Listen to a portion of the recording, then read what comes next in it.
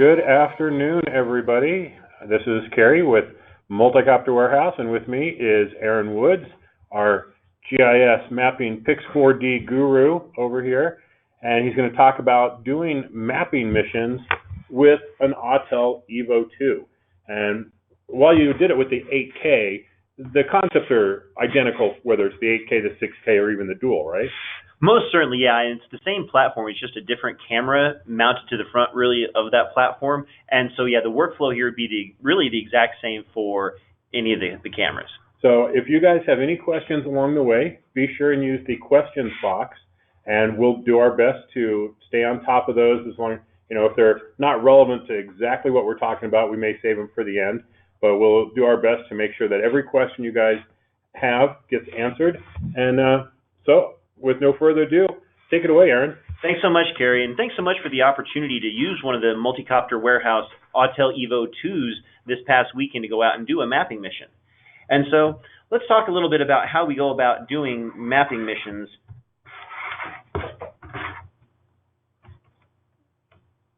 A little glitch there in the matrix? Yeah, I'm trying to figure out how to change my slide. Here we go. Okay. So let's first look at the camera specs of the Autel EVO. And so as we mentioned just a moment ago, you get the same aircraft platform, but there are three different camera options available. And the one I had this past weekend was the first one here, the Autel EVO II 8K. And so let's talk a little bit about the specs here. And also we have the specs for the EVO II Pro 6K and Autel EVO II Dual on here as well. And the first thing I noticed is on the max resolution, it says that the stills from the EVO II 8K say it's 8,000 by 6,000 pixel size, which would then equal that 48 megapixels that's advertised. However, I also noticed there's a small little asterisk right here in this table, and I didn't really find specific information indicating what that asterisk indicated, but I did run into some issues where I wasn't actually able to capture what we'll call 48 megapixel JPEG images with this drone. The JPEG images I was capturing were all 12, and I was able to capture some 48 megapixel DNG files that were captured in still format by manual image capture. But when doing the automated data capture mission planning that we're going to talk about in this exercise here today, the images that were all captured by the camera were all 12 megapixel and not 48. However, it still came out looking really nice. So even if it actually is doing the DNG raw files at 48 megapixels, and for the sake of argument, let's just say that it does, before you could take those into something like Pix4D, you'd have to convert them to JPEGs. And that's going to be not a short process when you're talking 5, 6, 7, 1,000 images. Most certainly, and I did notice while flying the drone progressed during the flight of the mission at a reasonable clip at the speed I had set at. And when I was taking still images, I noticed that there was a little bit of a buffer time after each photo being captured. So I don't really believe you're able to set the drone to capture these 48 megapixel images when they're in the forward flight manner. It takes a little bit too long and you wouldn't get the spacing you need. But I found that the 12 megapixel images did come out looking very sharp and are very comparable to what you'd get from perhaps a competing Phantom 4 platform. So now that we've seen here kind of what the specs are of the camera, it's important to keep the specs of a camera in mind whenever you're planning and mapping missions, because those specifications of the camera relating to the focal length of the camera, the pixel size, etc., is going to have a direct impact on what we'll call your ground sampling distance.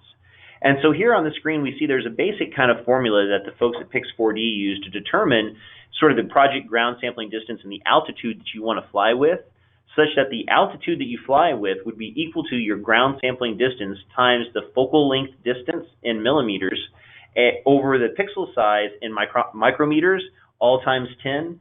And that's a difficult conversion to go through and try to do on your own, but fortunately the software takes care of that mostly for you. So I just want to make sure that everybody's familiar with the application or the formula that's sort of being used here to determine. What is ground sampling distance? I mean, that's probably a good thing to define. Thanks for asking that question, Kerry. I always forget that most everybody doesn't understand maybe what GSD is. It's like second nature to me. But the ground sampling distance is really the resolution of the image that you're capturing. And certainly people say it's a 12 megapixel resolution image. But for ground sampling distance, that would be the size in length or width on the ground that pixel represents in the image. And so essentially it would be the length or the width of the pixel in real-world coordinates on the ground. And so the higher you fly, typically the larger or more coarse your ground sampling distance. Projects will process a little bit more quickly because you have less data.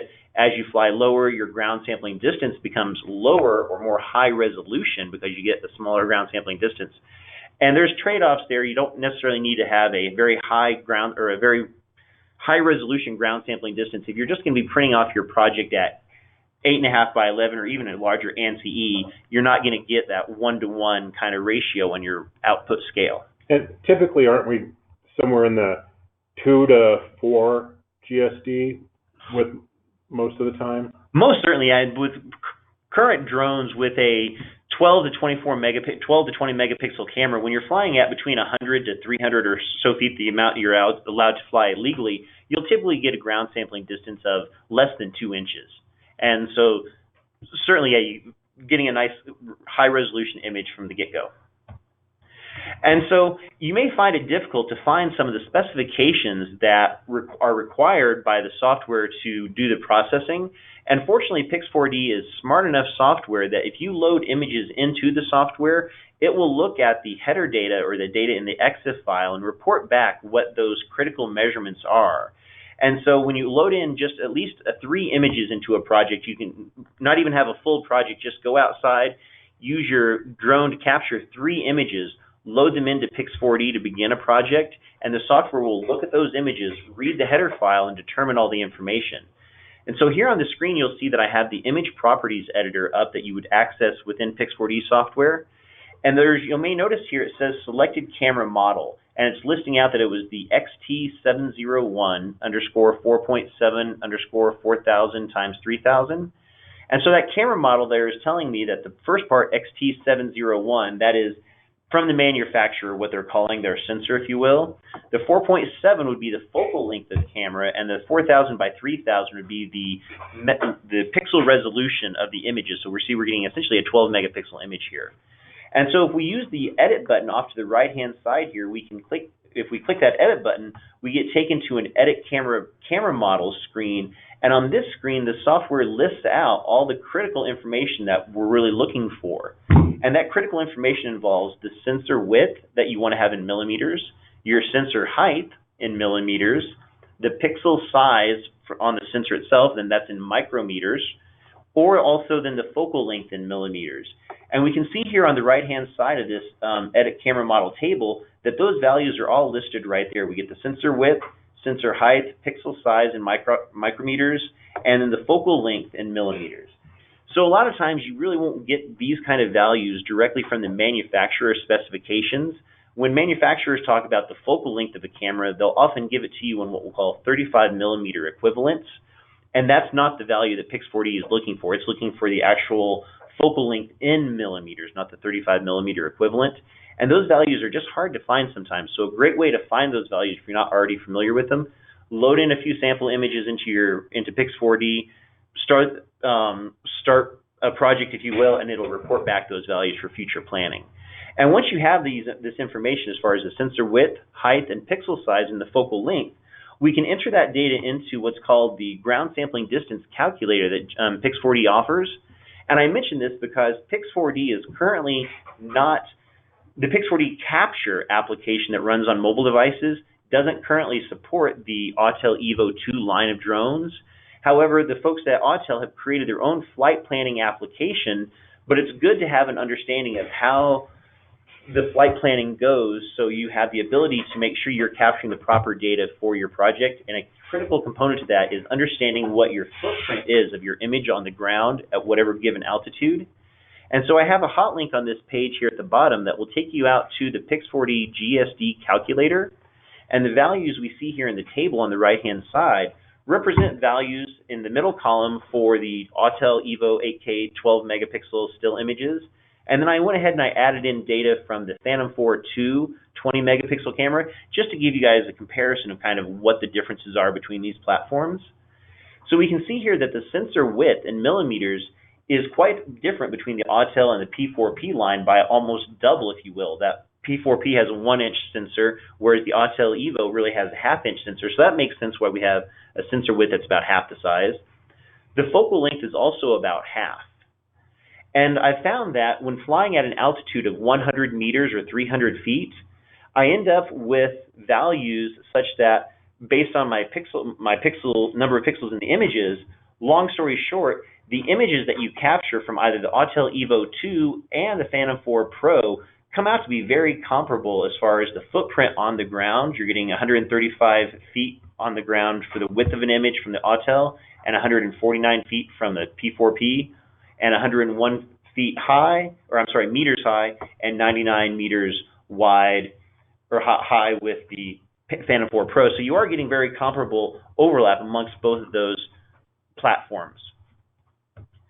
And so it's important to understand how much footprint you're getting on the ground, because that really helps indicate how much overlap percentage-wise or not percentage-wise, but when you consider percentage of overlap, it really tells you what your flight line spacing is going to be.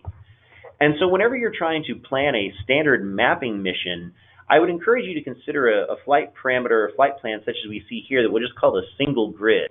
You don't need to have fancy oblique camera angles or anything like that, just a nadir camera orientation pointing straight down at the ground and doing a lawnmower pattern here. The folks at Pix4D will recommend that you capture a minimum of a 75% front overlap and a minimum of 60% on the side overlap. And so that front overlap is the frequency with which the camera is taking a photo, and you want at least a minimum of 75% redundancy or only 25% new data in each image. And fortunately, the flight planning app within the Autel Explorer application takes care of all of these kind of elements for you, but it's always good to understand to make sure you're getting how the overlap process works, so you're getting sufficient overlap when you're planning your mission. The biggest thing to stress here is on the graphic we see here on the right, if the area I wish to map is the gray polygon we see underneath, it's important to plan your flight plan such that you're capturing data in excess of the area you're trying to map, because the data at the very edge of your project is always going to be a little bit more questionable because it doesn't have additional data off in each direction supporting it. So you want to make sure that your project area is well encompassed with data fully surrounding it. So when you first start to use the Autel Explorer application, you hook up your mobile phone to it. When you start it up, you get a splash screen very similar to what we see here. And at the top of the screen, we have an area where it says EVO II. That's a location where you can specify if you're using the Autel EVO I or II platform. So here I have the EVO II selected. And then I have the options of using either just going into the camera view and doing a manual flight, or I have the option of planning a mission. And I'd really encourage folks to use the mission option for planning mapping missions here within the Autel Explorer app. So when we click on the map mission option there, it takes us into our next screen where it presents us with three different options. We get the opportunity to choose a waypoint mission, a rectangular mission, or a polygon mission. And then you may see here I have a few other missions that I've previously planned being shown on my screen. For mapping purposes, I would encourage users to use either the rectangular or the polygon mission. The big difference really between those two is with the rectangular mission, your project is going to be a rectangular shape or somewhat square, if you will. And with the polygon mission, you have the opportunity to create a more complex shape to your mission rather than just a simple rectangle. And so it would really depend on the mission project that you're trying to do, what would be the appropriate shape. One variance between rectangular and polygon mission that is worth noting is in the rectangular mission, we'll have the opportunity to set a variable for a dual grid option, whereas under the polygon mission, because the shape of your polygon may be non-uniform, there is no dual grid option under polygon itself. So as I was mentioning, we have those three mission types. The first one, waypoint mission, I think is really best for videography type planning if you want to plan out waypoints for the drone to go from one spot to another while capturing imagery from a certain perspective, etc. But when you're trying to do just a standard mapping mission, I would really encourage folks to use either the rectangular or polygon mission determined by the shape of the area you're working with. And then there's also that third option that I mentioned, the rectangular dual grid, and that allows you to capture images from an oblique perspective from multiple angles. And that's really only necessary if you're trying to create a very robust 3D model of a scene. If you're just creating a top-down Ortho Mosaic image for mapping purposes, you don't really need all that oblique data. Your projects will process much more quickly with just nadir data, and you'll have a smaller data load in the end. We also have a third option here for manual flight, And within the manual flight options of this drone, you do have options to choose what we'll call an orbit or a smart orbit mode. Those would be appropriate flight options if you were trying to create a robust 3D model of a discrete object, maybe it was of a building or of a cell phone tower or a discrete kind of element object or a water tank. If you're trying to do a larger scene of like the area around the water tank or around the cell phone tower, then doing that double grid option with an oblique camera is really recommended. Yes, we have a question. Good question, Daniel. You're asking if the Explorer Mission Planner has terrain awareness capabilities. And at this point today, it does not. Unfortunately, it'd be nice if it did, but as it sits today, there's no terrain planning. Now, in theory, what we've heard is there may be an SDK coming from Autel, which would enable companies like Pix4D to allow their capture app to work directly with the Autels. But until that actually happens, I can't really address that.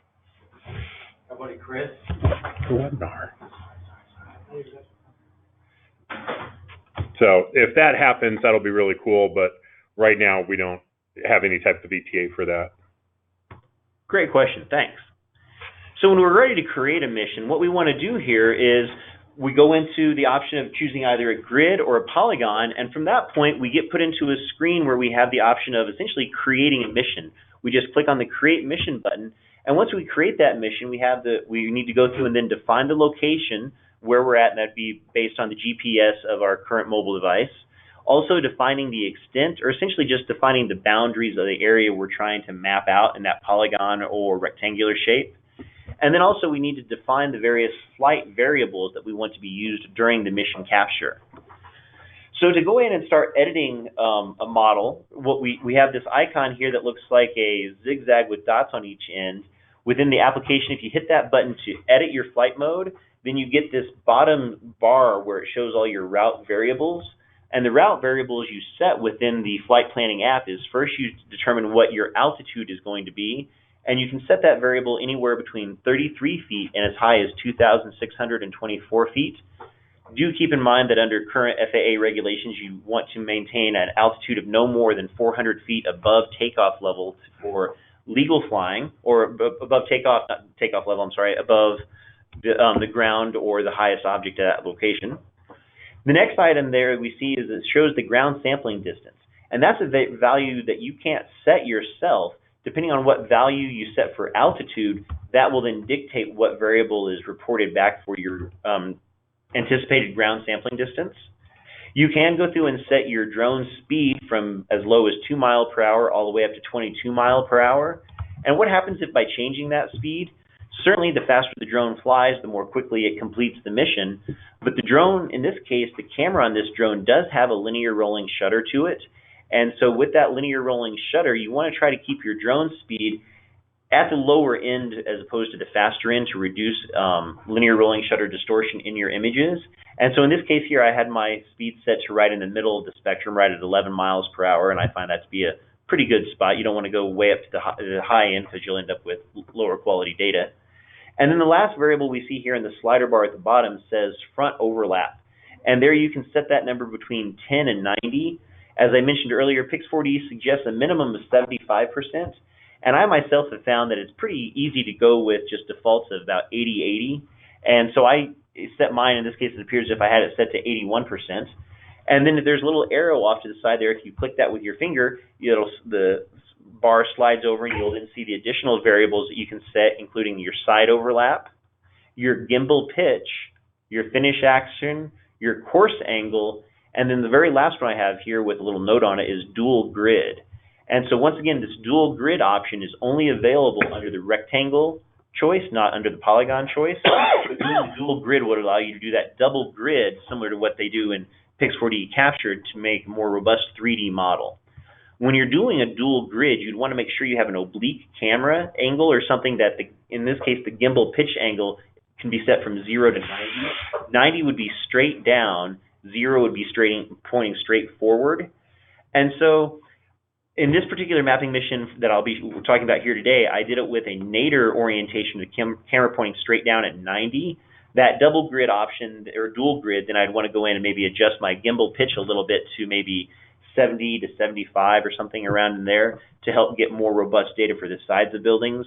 But for a straight mapping ortho Mosaic mission, nadir is perfect in what you want. So what you can do then is once you've set your variables here the way you want, you would click on the blue X in the lower right-hand corner. And once you click on that blue X, then it'll take you back out to your application here. And then you can click on a little icon that would appear on the right-hand side. It shows it on the last screen here. It looks like a little airplane that's taking off. And so on this screenshot here, I hadn't quite X'd out of it yet, but you can see that the mission I had planned over the school area was just a single grid mission starting in the upper left-hand corner, doing grids back or straight lines back and forth in the east-west orientation. And it's best for efficiency's sake, the fewer turns that the drone has to do. So you'll find you'll be able to capture or map a larger area if you have the drone's direction of travel oriented such that it's in the longest length of your project. That way the drone is doing fewer stop and turns, and you'll be able to get more efficiency out of your drone that way. I was pleasantly not surprised, but happy to report that the Autel Explorer application does allow multiple battery missions. So this mission here I had originally planned out to be about 21, it looks like, minutes or so. Which should have been enough for one battery. Should have been enough for one battery, but the batteries I was using here, I failed to follow my own best recommendations, and I didn't get them properly topped off the night before. So I think I was more at about 90% of that battery. And while they do advertise a 40-minute flight time with this aircraft, that's coming back in on just about fumes. And I like to make sure that I land with plenty of battery. And we're at altitude. I mean, we're at a mile high. Yeah, here at Denver being a little higher. We're going to lose a little bit of that anyway. Strains that a little bit more. So don't push your flight planning to a full 40 minutes. Plan that you'll be wanting to land probably closer to a 30-minute time frame. So in this instance here, as I was flying along, the mission was going along quite smoothly. And as I got down, I had just 2 flight lines left. I did get a battery warning from my drone saying that I'd gotten down to about the 30% threshold. And so at 25%, I had as my critical fail-safe on my battery setting in the Autel Explorer app. And so once I got to that 25%, the drone did successfully stop the mission, return to my original start point, landed. I then simply swapped out the battery, resumed the mission. In this case, the drone took back off. I was expecting it to go back to where it had stopped. And in the instance I experienced, it went back to the start of the flight line that it stopped on, not the actual photo point it stopped on. But it did pick right back up at the beginning of that flight line and continued the mission without a hitch. And then since I only had 2 flight lines left really on that first battery that I'd planned out, I was able to pause my mission mid-air, plan my second mission, essentially just moving my flight so I was over to my second grid area here, and then to have the drone go ahead and just take right back off to the next starting point. I didn't even have to have the drone come back and land. So that was really nice not having to fool with that. Daniel's asking, is there any maximum waypoint limitations? And I don't think we actually have an answer to that. I haven't found that yet. I have experienced with DJI flavor of drones that they have in the past had a 100 or 99 waypoint limit. And I have not yet encountered a limit on this aircraft. I need to try to plan out some larger mapping missions, but I have not encountered an issue yet with this drone on a number of waypoints. But that's a good question. Thank you for asking. And he's also asking, should you always start at the far end? That's a good question, and I wish I had a solid answer for you, but you really want to take into account the atmospheric and weather conditions at the time. I'm a big fan of having my drone fly into the wind to start and then have the drone flying back in the direction of the wind. But also when you're doing a mapping mission, it's important, if you will, that you try to take off from a high point within your project or one of the higher points, because if you don't take off from one of the higher points in your project, you'll find then that as the drone is passing over those higher points, the altitude that it is above the ground is a lesser distance, and the amount of overlap amongst your images begins to break down. So the spot I had chosen here, kind of off to the side of the softball field there, was one of the higher points on campus, and that's why I selected it, not only because it provided better visibility to see the drone as it was progressing across the school campus, but also because that would help prevent any kind of breakdown in image overlap over a high spot on campus.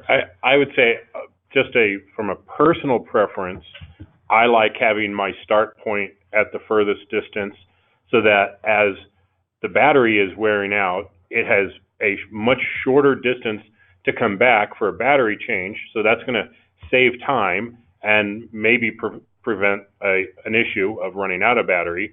But also, when I go to resume it with a second battery, it's closer.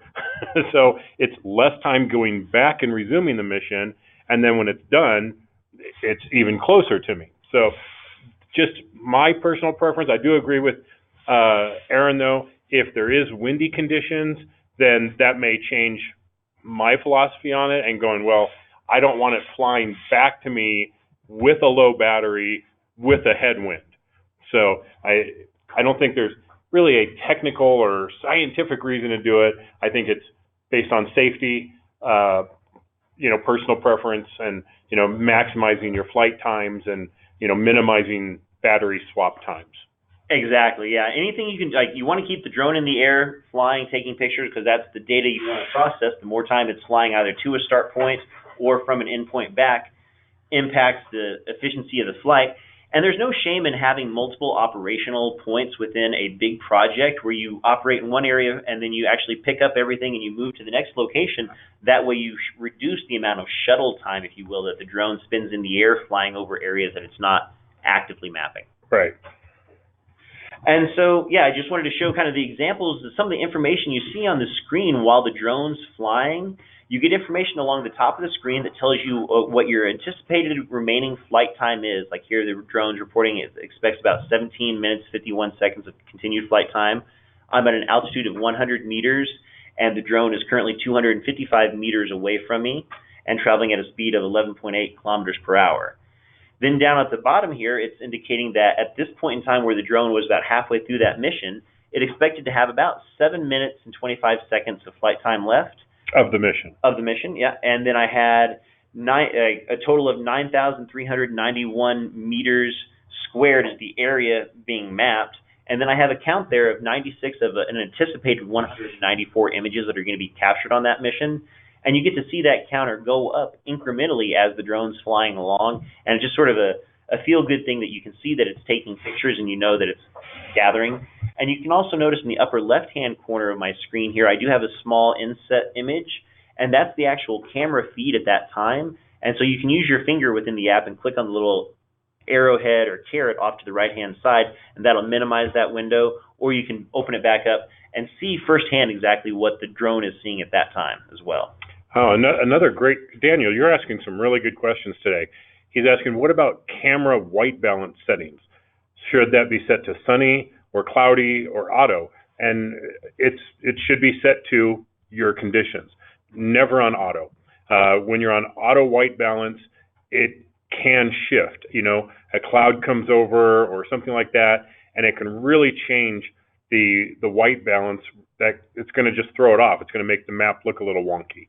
So it's always best to have as many manual camera settings as possible. Would you agree with that? Most certainly, yeah. And I like the options of that were just mentioned there, the cloudy, sunny, or auto. I recall those options being available within the Pix4D capture application. And I'll admit that as I was going through and doing this flight mission here, I don't recall those camera settings coming up specifically. I think you actually have to go into camera mode, change the settings, and then go back to mission mode. Most certainly, probably that's the case, yes. Not quite as intuitive as some of the other ones. And so after the completion here of the second mission, we went out and I had, as the drone was coming back, the drone does give you information here when it got down to that 25 or the 30% threshold. It had given me a warning saying that I had a low battery. So the software application while you're flying lets you know what that status is. And we see here it also says success, accurate landing, correcting landing location. And so this was a screenshot I took right as the drone landed after the second mission.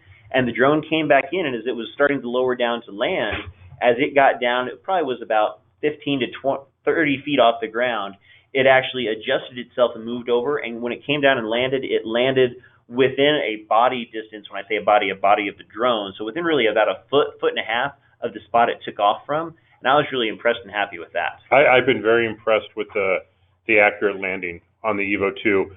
When I typically use a Hoodman landing pad, and it will generally land within the H of the pad. Mm-hmm. Only one time have I had it not be that close, but I also remember I did a manual takeoff and I probably punched it forward immediately instead of letting it climb up about 30 feet before taking off. So that's why it's going to be really accurate if you're doing a mission, because it's taking off and landing, versus if you do it manually, you really want to climb to about 30 feet before you go off in some direction so that it can get a really good sense of where to come back and land. Yes, it's important to operate out of a clear area. So in this case here, I was kind of on this Campus Drive road off to the side of the ball field there. But whenever you're operating, you want to make sure you don't have any overhead obstructions, whether it be power lines or trees, etc. And I've had very good results, with this coming in, accurately landing. And the great thing is it's fully automated, that once you tell it to start the mission, the drone fires up its motors, takes off, flies to the point, does all the missions, and comes back, and you don't really have to do any stick control at all. Certainly you want to maintain visual line of sight with the drone and monitor the inputs on the application to make sure that the battery level is still sufficient, and what the camera heading is, etc. But it was fully automated and really required no input from me once I defined the project area. Then I was able to, once the drone came back from the third mission, I went ahead and I was able to then download the images, and it turns out that I took 717 photos over roughly an hour and 15 minutes. And that was the difference in time from the very first photo to the very last photo, and I fooled around a little bit. Was that 2 or 3 batteries that you ended up using? Those 2.5 batteries. Or I should probably say 2, because one of them was not really at full capacity when I started. And you probably didn't really need to change the second one, or?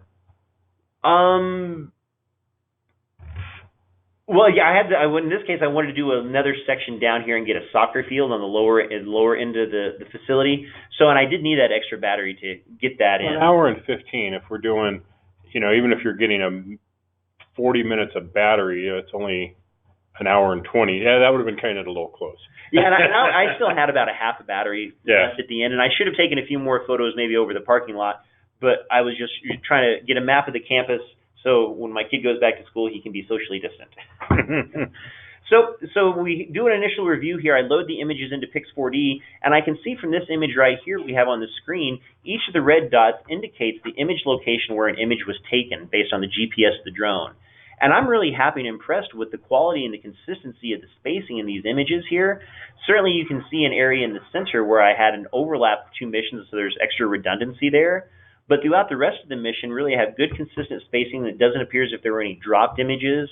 And even though I was only getting 12 megapixels instead of the 48 I'd kind of maybe hoped for initially, still got good coverage and good results here from initial processing. So I load all my images into Pix4D and I start processing.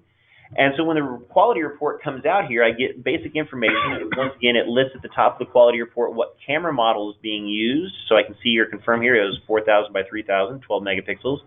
And I ended up getting a 3.26 centimeter or 1.28 inch ground sampling distance, which is a little bit different than what I was initially expecting based on what was being reported back by the application.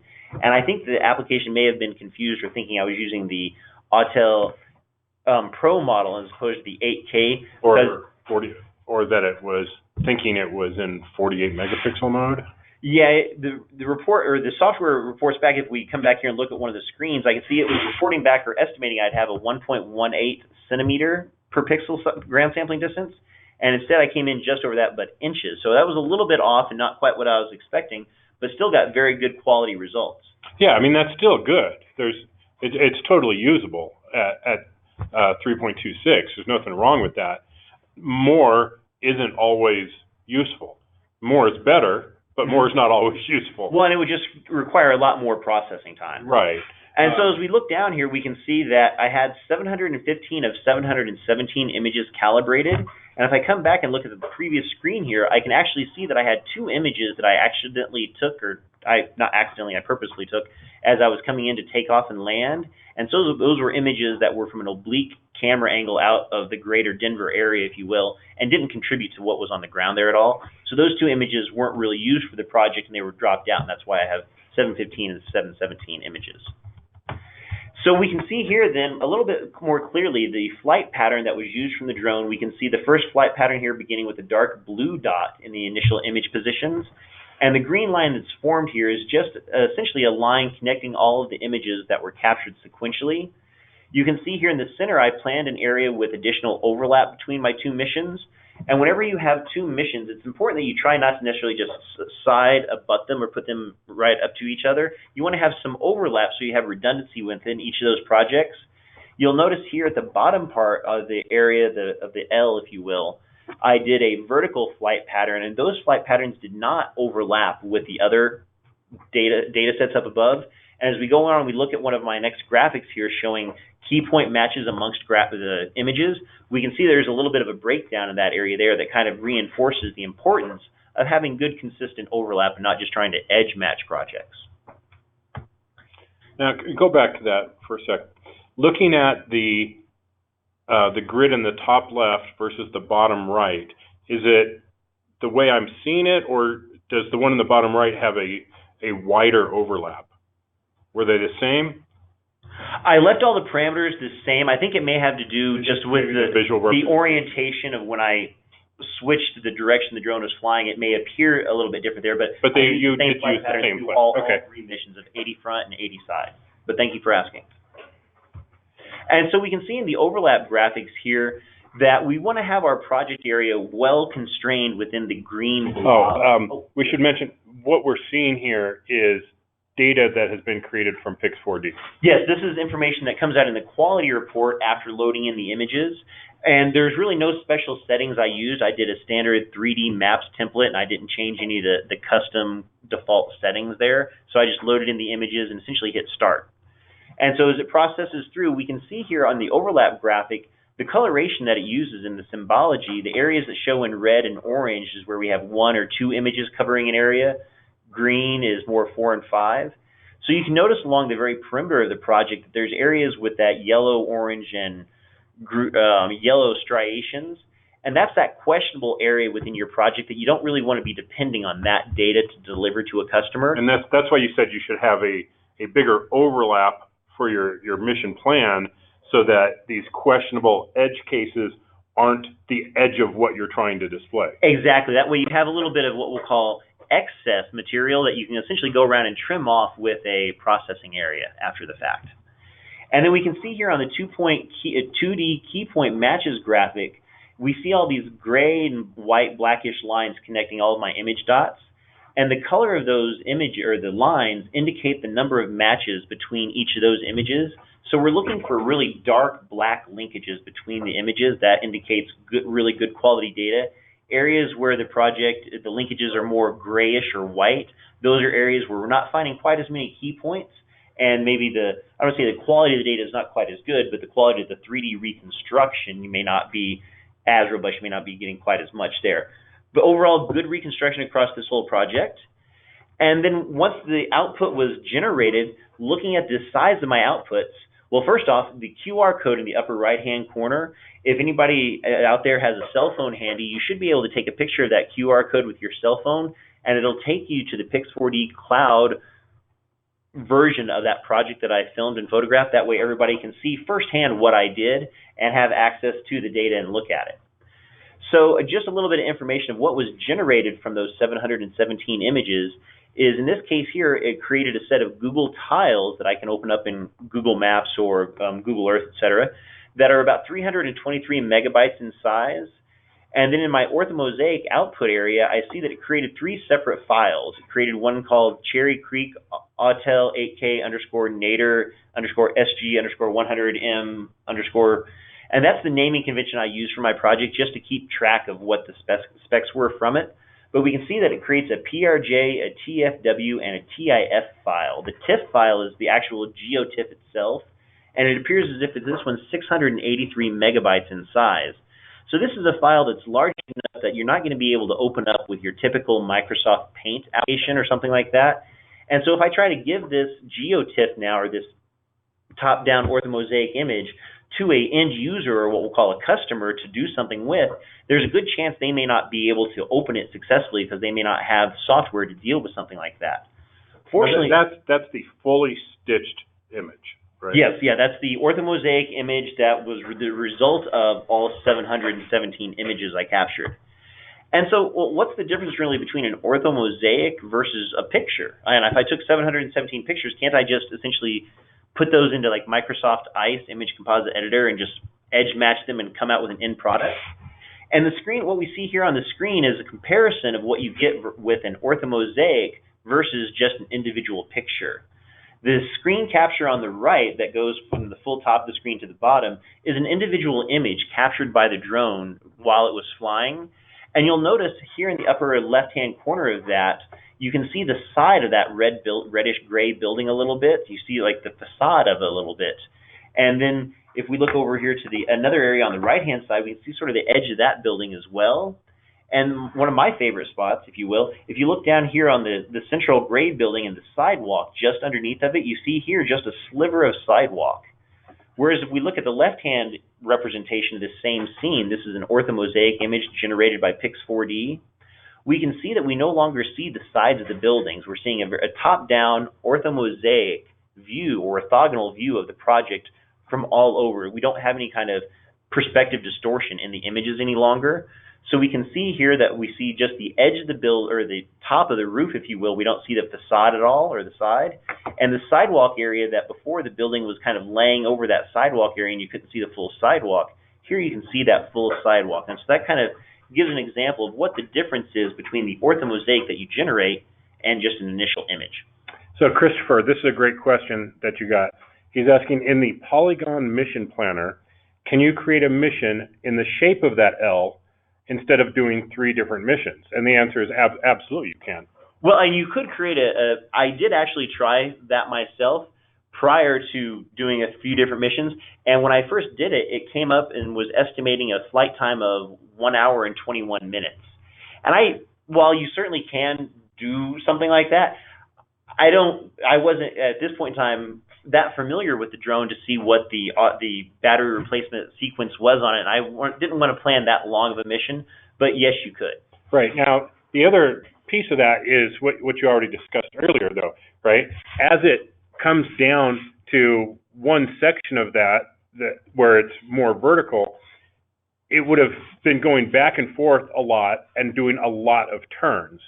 So in terms of efficiency in the flight and for the battery, it's going to be stopping a lot on each side of that L instead of doing a different plan so that it's maximizing the length of those stripes. Yeah, the flight lines. The flight lines, yeah. So for ease of planning, yeah, you could do it. For efficiency of flight, it may not be the best bet. Yeah, but the great question. Thanks. Yeah, I did start off with one big project area for the entire thing, and then I thought, let's just go ahead and break this up into a few smaller missions. Okay, hopefully that made sense, Chris. And then so the outputs, let's check the relative accuracy or just the general accuracies of this project. And in this case, this was a weekend project for me, if you will, and so I didn't take the time of establishing high accuracy ground control points. But being a school campus, there are some sort of known distances, if you will, on the campus that I was able to check. And so here, if you check out the area that is the football field here at the Cherry Creek High School, I was able to check the distance between the uprights, if you will, on the goalposts for the football field. And I found that one end of the football field, the goalpost was at 23.98 feet, and the other end I measured at 24.048 feet. So right at 24 feet for both of them. I didn't have a chance to go out with a tape measure yet, but the advertised optimal length or width for a high school football goalpost is 23 feet 4 inches, or so just a little bit under what I was getting there. So my scale may be off just by an inch or two. And then when I measure the entire length of the football field from end zone to end zone, that should be 100 yards or 300 feet. I found that my model measurement came out here to be 301.59 feet. And so having had the opportunity, if I go out and put out ground control points, I could get this whole project registered a little bit better and have maybe slightly improved relative accuracy. But overall, and I got very good accurate measurements out of this, considering that I was able to measure the length of the football field from a computer screen without having to ever step foot on. Right. And I mean, if you didn't need that positional accuracy, you could have taken like the Hoodman Sky Ruler and put it down to get that, you make sure it's that 5 feet is 5 feet, and applied that scale to the rest of this. And I mean, maybe the field is actually off. Who knows, right? Yeah. I mean, but it would have been interesting to see it compared to the sky ruler measurement and see which is it, the aircraft, or is it the something in the capture or the processing, or is it actually that the field isn't accurate? Well, and typically, once again, I get measurements, relative measurements that are within just a couple tenths of a foot, just a few inches, and so I continue to be surprised and impressed with the accuracy out of the current photogrammetry algorithms. And so, yeah, just doing a quick check there of values out in the field. And then, so what can we do with this Ortho Mosaic that we create? And so, as I shared with everybody who's on the webinar right now, you have that QR code that allows you to go out to the Pix4D website and look at that Ortho Mosaic image. But to me, an image itself is not really a map. You take the image and it becomes the base layer that is the base of a map that you then lay additional data or data layers on top of to build a proper map. Something that would maybe have a scale bar or a north arrow, some additional legend information, etc. And so there's a program available called QGIS that is I guess you call it like a freeware program, right? It's a community-based kind of shareware program that's no cost. You can go out and download this. I encourage you to look at the link I have shared here, https on out for the user manual. They have a very robust user manual for help information on how to go through. And in today's webinar, we just don't have time to fully address this, but I'll be addressing this in a future webinar. You'll go through and we'll just simply create a project, and within that project, you can create a layout, which is essentially your map document. Then you add in your data, a raster, the raster geotiff you create with Pix4D, and any additional vector data you may wish to get a hold of, whether it be parcel boundaries or hydrological features or just whatever. And then once you create your map in QGIS, you can export that as what's called a GeoPDF. And what's great about a GeoPDF is it's much smaller in size than that 600 megabyte geotiff image that we were talking about earlier. The GeoPDF does compress the data enough, and then you can use something called Avenza Maps, which is also, they have a free, we'll call like intro version of that. Then they have also a recreational and a enterprise version at very affordable pricings. But the great thing about Avenza Maps is it allows you to take that GeoPDF that you've created in QGIS, and then you can send that to anybody, and they can load it onto their own mobile device. So it's maybe not be the best answer on an iPhone or something smaller, but if you have a bigger tablet like an iPad or a Samsung or a Android tablet, etc., you can actually load in your high-resolution geotiff image or your map onto that, and then the user can take it out in the field, and they'll appear as a little blue dot within the map if they're on the map scene, and they can use that as a GPS where they can drop pins or essentially collect more data.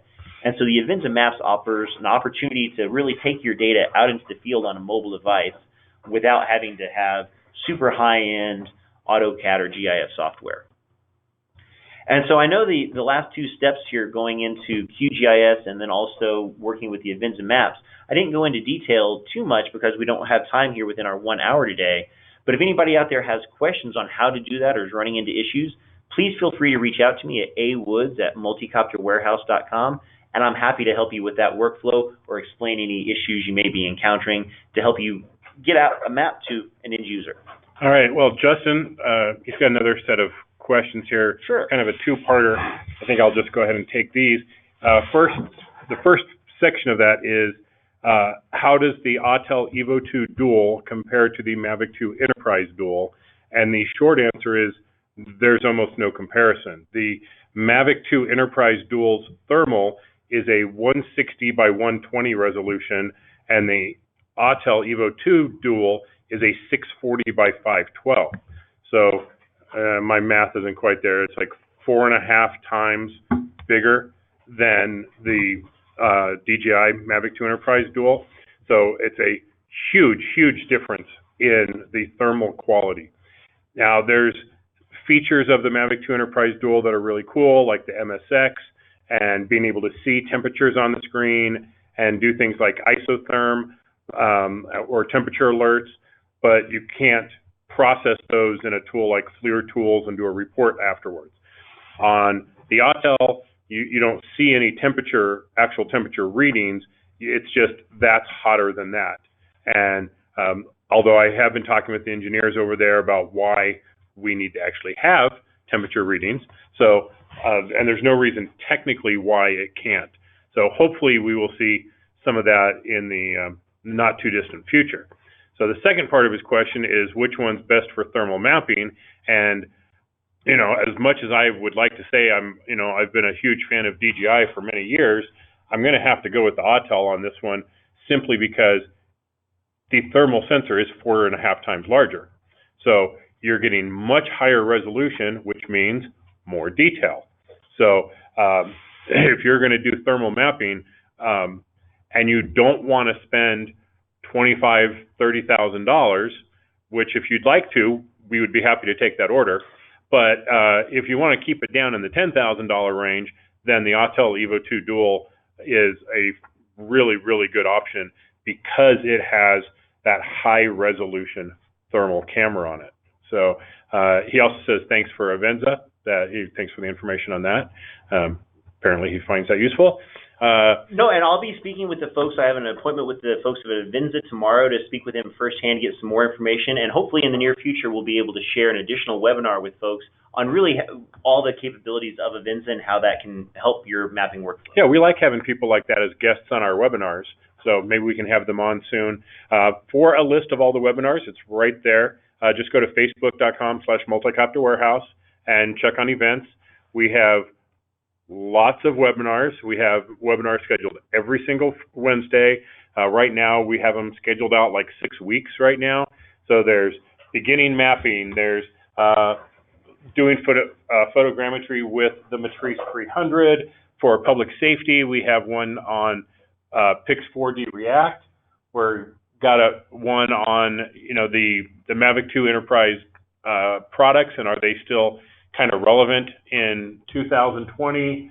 We've got stuff on the Phantom 4 multispectral for doing agricultural analysis. And one of my favorites coming up, I believe it's on the 23rd of September. A friend of mine, Richard Lopez from Hensel Phelps Construction, will be with us to discuss how they are using a variety of different drones in the construction industry. So some very, very cool webinars that we already have planned and more coming your way. So follow us on Facebook. If there's a topic that's not listed on there, can I email either you, Carrie, or can the folks? If folks can email me here at Woods at Multicopter, tell us what you want to learn about. If there's something that is new to you, let us know, and we'll bring it to you. I mean, the whole point of these webinars is to provide education to our customers. So if there's something that you'd like to learn about, oh yeah, absolutely, be sure and let us know, and we'll put some content around that. So very that's I don't know where I was going with that, but absolutely, that's where we get a lot of the ideas from, is from our customers. So thanks very much, everybody. We appreciate you taking your time and spending an hour with us today. I hope this has been useful. Thanks, Aaron, for putting this together. Really appreciate the effort you put on this. My pleasure. I always enjoy going out and making maps. So anything you guys have in terms of questions or anything, be sure and let us know. And as always, we'll talk to you later. Bye-bye.